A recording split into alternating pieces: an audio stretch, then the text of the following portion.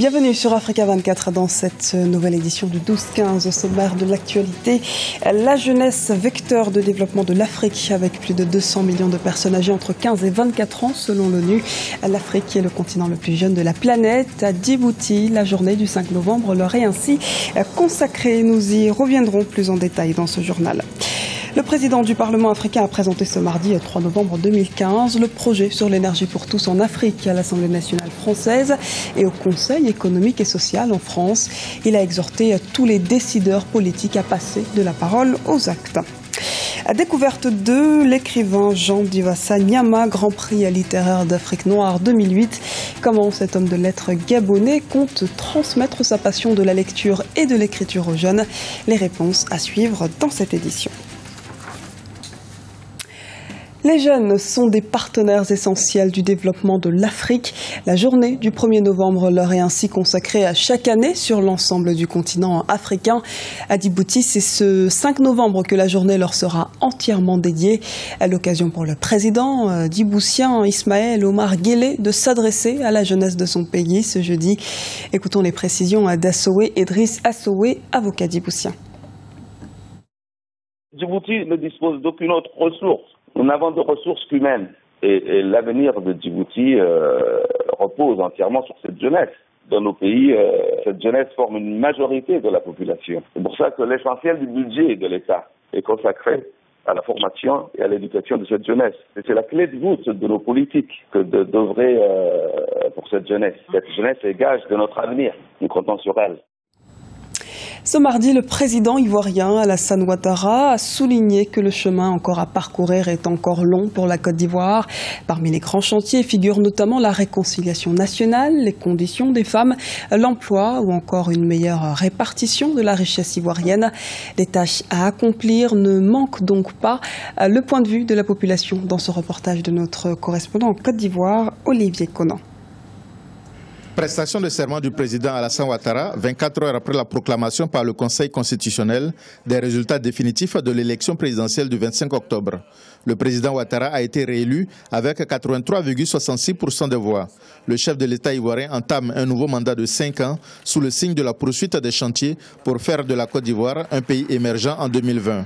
Au plan institutionnel, il annonce une révision de la Constitution pour modifier les conditions d'éligibilité à la présidence de la République. Le chef de l'État ivoirien compte mettre un accent particulier sur la réconciliation nationale. Par de nouvelles consultations que j'entreprendrai avec la CONARIV et les autorités traditionnelles de notre pays.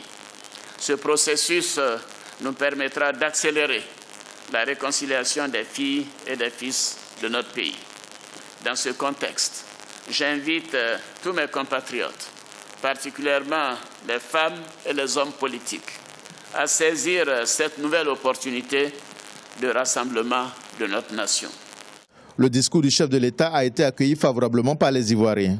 Nous, on l'attendait pour le premier mandat. Il devait faire ça parce que c'est la priorité des Ivoiriens actuellement. La guerre a causé trop de fractions et on l'a constaté même pendant les élections.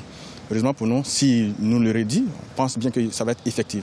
Et qui va peut-être, ça va essayer de requinquer encore l'esprit des Ivoiriens qui est un peu atteint par la crise passée. C'est une très bonne idée, une très bonne initiative, même parce que c'est ce que toute la Côte d'Ivoire attend.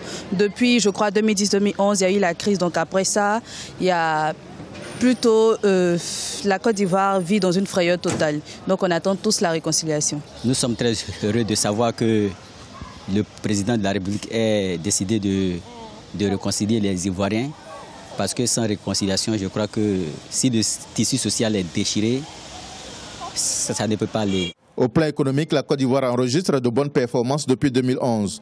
Le taux de croissance est compris entre 8 et 9%. La population espère maintenant profiter des fruits de la croissance. Présidentielle ougandaise, la campagne électorale est bel et bien lancée en Ouganda depuis ce mardi. Le président et candidat Yoweri Museveni a reçu le feu vert de la Commission électorale nationale pour se présenter aux élections générales prévues le 16 février 2016. Ses principaux adversaires pour la présidentielle seront Amama Mbabazi, son ancien allié politique, dont la candidature a été également validée, et le principal leader de l'opposition, Kizza Besigye. Le président du Parlement panafricain, Roger Kododang, a été reçu ce mardi à l'Assemblée nationale française et au Conseil économique et social en France. Il a réitéré son message en faveur de la mise en place d'une électricité pour tous en Afrique. Les explications de Lise Elsi à Kizimana. Électrification de toute l'Afrique, un projet ambitieux pour le Parlement panafricain. Ce mardi 3 novembre, Roger Kododang, le président du Parlement panafricain, a défendu le plan de l'électrification du continent au Conseil économique, social et environnemental et à l'Assemblée nationale à Paris, capitale française. Ce projet qui a été soumis par l'ancien ministre français Jean-Louis Borloo vise à électrifier l'Afrique subsaharienne en faisant passer le taux d'électrification de la région de 25 à 80% en 10 ans. Je suis satisfait à 100%. Je ne pensais pas que notre message pouvait rencontrer un tel accueil et je ne savais pas qu'il y avait des Français qui étaient au cœur de la problématique des Africains. Je suis entièrement satisfait de tout ce qui a été dit par les groupes politiques représentés à l'Assemblée nationale française. Le Parlement panafricain souhaite ainsi faire une levée de fonds à moins d'un mois de la conférence pour le climat COP21 qui se tiendra du 30 novembre au 11 décembre 2015 à Paris. Près de 650 millions d'Africains n'ont toujours pas accès à l'électricité, soit 2/3 de la population africaine. L'Afrique a chiffré ses besoins immédiats de lutte contre les changements climatiques à 5 milliards de dollars par an. Les pays africains font des efforts. Mais ces efforts aujourd'hui, du fait de la démographie galopante, ces efforts sont limités. Prenez par exemple un projet d'un barrage. Il faut en trouver les fonds de garantie. 2, il faut réaliser ce projet. C'est pour ça que nous pensons qu'aujourd'hui, un projet comme l'électricité pour tout en Afrique peut être comme un fonds de garantie qui permet de développer les plans sectoriels des différents États africains pour que nous puissions être électrifiés. Les 54 chefs d'État et de gouvernement africains ont accepté à l'unanimité le 15 juin 2015 de créer un instrument dédié au financement de projets d'électrification de l'Afrique, que ce soit par l'énergie hydraulique, éolienne, photovoltaïque. L'Afrique regorge de potentialités en matière d'énergie propre. Le continent africain s'impose désormais comme un partenaire incontournable en termes d'énergie renouvelable. Ouverture ce mardi 3 novembre d'une conférence sur la propriété intellectuelle à Dakar, capitale sénégalaise. La question de la propriété intellectuelle demeure entière sur le continent africain et freine même son développement car l'Afrique peine à exporter ses savoirs et à lutter notamment contre la contrefaçon qui touche le secteur des médicaments mais aussi les productions audiovisuelles ou encore musicales. Vulgarisation de la littérature au Gabon. L'écrivain autodidacte Jean Divassa Nyama tente de transmettre sa passion pour les livres à la jeunesse gabonaise. Retour sur son parcours et sur son combat qu'il mène pour accompagner les jeunes auteurs avec Douglas Totoum, notre correspondant au Gabon. La cinquantaine révolue, l'écrivain autodidacte Jean Divassa Nyama est sans conteste aujourd'hui le plus titré des écrivains gabonais. Sacré Grand Prix littéraire d'Afrique noire en 2008 et Grand Prix Omar Bongo des lettres en 2013, ce passionné de lecture et d'écriture veut partager sa passion. À ce titre, il vient de mettre en place une résidence d'écriture en vue d'encourager le plus grand nombre à écrire. Je viens de mettre en place une résidence d'écriture appelée la résidence d'écriture Missonou.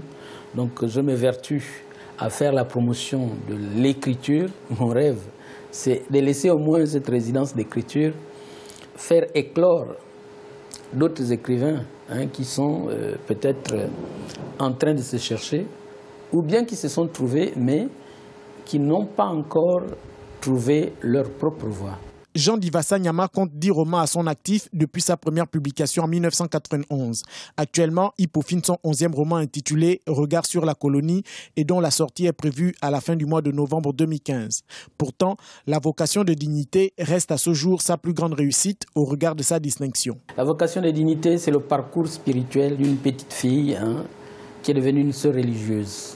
Malgré la pesanteur de la société pour nous, qui veut qu'une fille doit se marier, faire des enfants, Dignité a choisi la voie royale parce qu'elle a pensé qu'en étant sœur religieuse et infirmière, elle va prolonger la lignée de la calebasse. L'écho positif de la plume de Jean Divassa Nyama pourrait bien aider les jeunes auteurs. Cependant, même si les œuvres de ce dernier sont appréciées en Afrique, il n'en demeure pas moins que la résidence d'écriture qui vient de lancer est encore loin d'écrire ses premières lettres à l'encre indélébile.